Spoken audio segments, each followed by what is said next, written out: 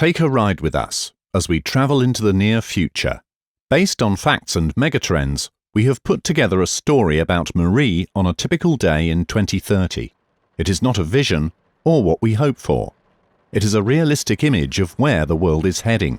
The purpose is to inspire us to think ahead and ask ourselves, if this is the future, what will we need to develop for our customers? And how can we prepare for this?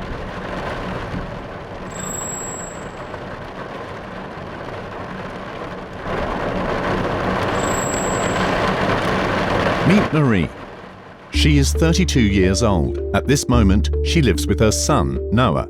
She likes her spacious apartment, but she is also considering what to do with the furniture in case she has to cut down on square meters.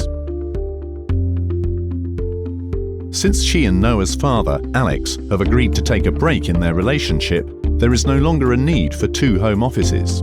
Furthermore, she needs to save money. Luckily, she lives in a modular apartment building. This means that if Marie and Alex decide to end the relationship, a craftsman can move the walls to give her less space and add more space to her neighbour's apartment. Before breakfast, she talks to her iPad, intelligent personal assistant, about today's news, weather and traffic update.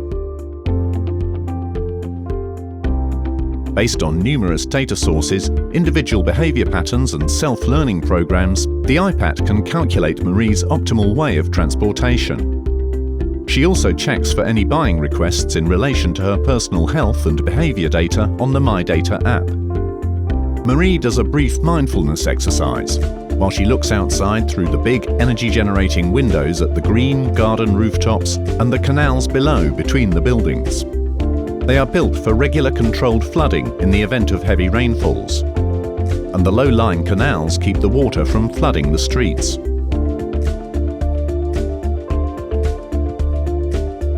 While having a meal, she checks her iPad's personalised meal plan and her schedule for today and the rest of the week,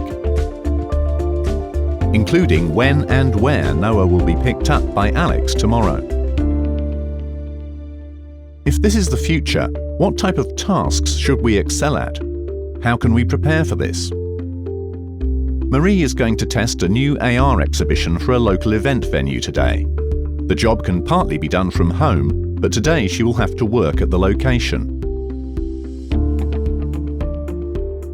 Before Noah is picked up by the daycare's automated minivan service, her mother calls from the iImprove clinic. It is a private supplement to public healthcare where she gets regular health-boosting treatments. Marie's iPad automatically reschedules the call for later. Despite heavy rainfall, the sensors on the building show that her storage room has stayed dry thanks to the system. Marie walks to the storage room to have a look anyway. 2 chairs which she no longer needs have been moved to Communit, where people can swap items. She registers them for disassembly and recycling if nobody else has taken them within the next week.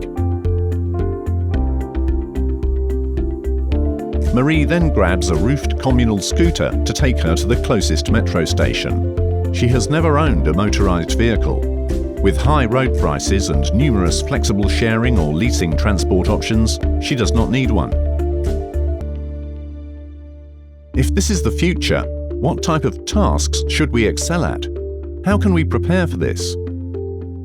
This weekend, she is going to visit her parents, who live in the suburbs where she grew up. The increased focus on work-life balance and flexibility in workplaces has revived the suburbs in recent years. Houses have been built or refurbished with a view to become carbon negative and energy positive, and the large ageing population, including her parents, have their homes prepared for old age living.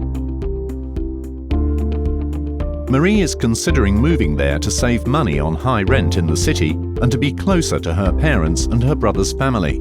She does most of her work from home anyway, and when needed, she can borrow her parents' semi-autonomous car to drive to the local train station.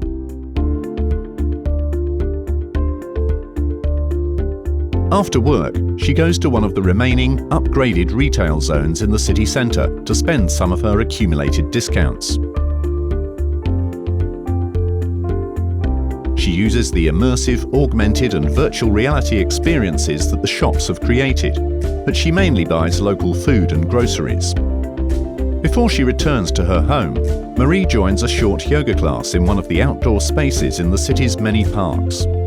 Many have been established or expanded in recent years, allowing for increased health, quality of life and biodiversity.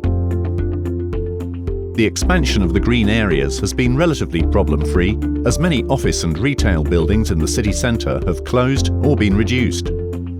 More people now prefer remote and flexible working locations and shopping in online virtual reality shops. Marie asks for Noah to return from daycare and heads home herself. To enter the building where she lives, she walks through the security gate using face recognition. This has become the standard in many buildings, and it creates a sense of safety for the residents. Marie spends the evening playing with Noah. They are creating adventures with AR Lego. Marie then checks her messages. A smile emerges as she watches a long recorded message from Alex. Maybe she will not be needing that craftsman after all.